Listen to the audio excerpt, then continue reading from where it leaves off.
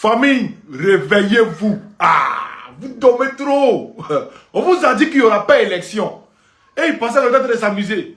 Félicitations au président du PDCI, félicitations au président du PPACI et félicitations encore au président du GPS. Famille, on va lire. Présidentielle 2025, l'organisation américaine IRI craint des violences électorales. Voici ce qu'elle recommande. L'International Republican Institute,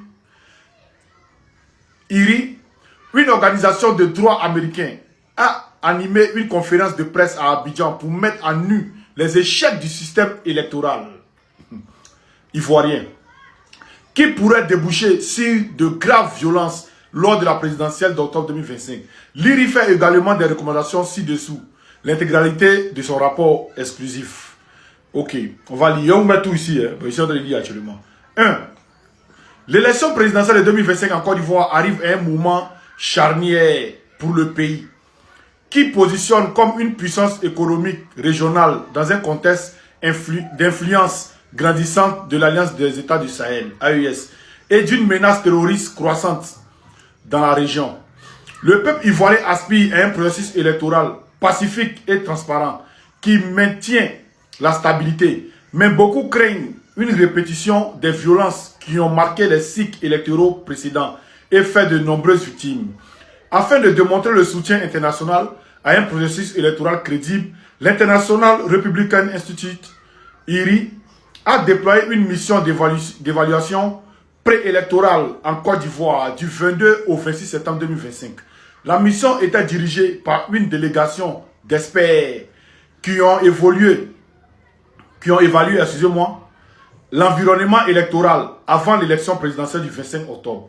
Cette déclaration présente les conclusions de la délégation et propose des recommandations clés au gouvernement, à la commission électorale indépendante CEI, aux partis politiques et à la société civile pour aider à garantir un processus équitable, transparent et crédible qui reflète la volonté des Ivoiriens. Cette délégation de haut niveau était conduite par le président de l'IRI, Dr Daniel Chouengwing, ouais, il a le même prénom que moi, donc c'est normal. Nous les Daniel on fait les bons trucs. Et Madame Dana White, membre du conseil d'administration de l'IRI, qui sont arrivés à Abidjan le 22 septembre et ont rencontré plus de 70 parties prenantes, dont des représentants de la CEI, du Conseil constitutionnel, du ministère de l'Intérieur et de la Sécurité, des partis politiques et des organisations de la société civile de tous les spectres politiques ivoiriens. La délégation remercie l'ensemble des parties prenantes d'avoir pris le temps de raconter la mission ainsi que pour les fructueuses discussions. La délégation salue également le niveau de préparation et les efforts de la CEI pour assurer une élection bien organisée sur les plans logistiques et techniques. Cependant, la mission a identifié plusieurs points critiques, lesquels, s'ils ne sont pas résolus, sont susceptibles d'entraver la crédibilité de l'élection présidentielle d'octobre 2025. Les principales préoccupations comprennent la disqualification de candidats majeurs en raison de problèmes d'éligibilité ou de l'absence d'autres candidats, ce qui limite la compétition et le choix offert aux électeurs. L'apathie généralisée des électeurs et la privation du droit de vote résultant à l'incapacité des citoyens à s'inscrire pour voter au-delà de la période d'inscription de novembre 2024. Ça, on parle de la RLU. L'impossibilité de vérifier les listes de parrainage des candidats, ce qui réduit la transparence. Des informations faisant état de harcèlement et d'intimidation visant des partisans de partis politiques et l'absence de calendrier électoral accessible au public, ce qui entrave la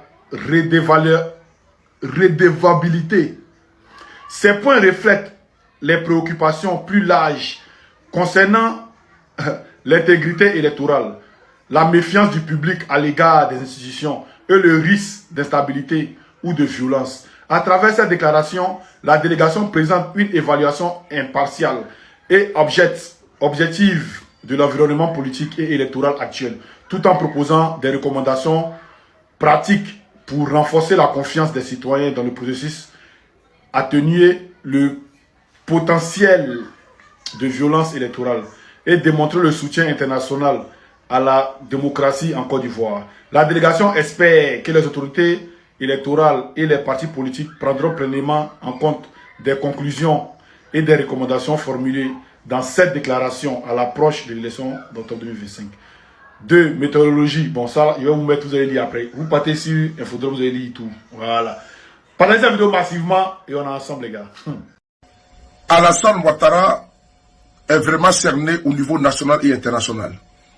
Il veut faire un énième coup d'État. Ceux qui l'ont aidé à prendre le pouvoir ont décidé de le lâcher. Il demande et réclame Urbi et Orbi une élection inclusive avec M. Guillaume Soro, M. Tidiam Thiam, M. Babo Laurent. Ces présidents des partis politiques ne peuvent pas être exclus sous des prétextes fallacieux. Frères et sœurs, Alassane Ouattara, l'homme qui a été installé par la communauté internationale, qui l'a soutenu, mort du Christ, cette même communauté internationale a décidé de le lâcher. Et lui demande ici, dans cette vidéo, au Parlement européen, qu'il faut qu'il y ait une élection inclusive, que tous ceux qui le soient candidats. Et un message fort est envoyé à la commission électorale. Frères et sœurs, 2027, je le dis toujours, Alassane Ouattara, c'est fini. Écoutez cette vidéo-là. Et j'exige que nos représentants sur place, étant donné la situation actuelle, fassent quelque chose en public. Donc il faut exiger le respect strict des libertés fondamentales et droits humains. Ils ont signé la Déclaration universelle des droits de l'homme. Ils ont signé le pacte international relatif aux droits civils et politiques et la Convention internationale contre l'apatridie. Tous ont été signés par le gouvernement ivoirien. Je crois que nous devrons condamner les arrestations, les menaces et les intimidations à caractère politique à l'approche des élections présidentielles d'octobre 25.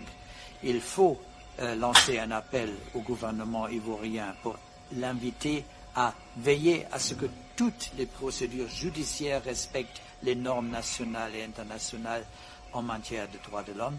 Il faut demander à ce gouvernement de procéder urgentement à la révision annuelle de la liste électorale avant la présidentielle d'octobre 25, conformément au code électoral et à la législation nationale de la Côte d'Ivoire.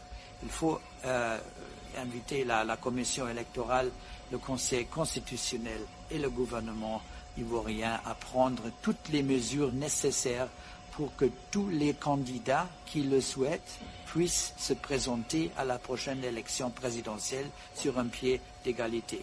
Il faut réitérer l'importance et souligner la nécessité d'élections pacifiques, transparentes, inclusives et crédibles comme base d'une gouvernance responsable, garantie de stabilité et de paix durable en Côte d'Ivoire, en Afrique de l'Ouest et au-delà.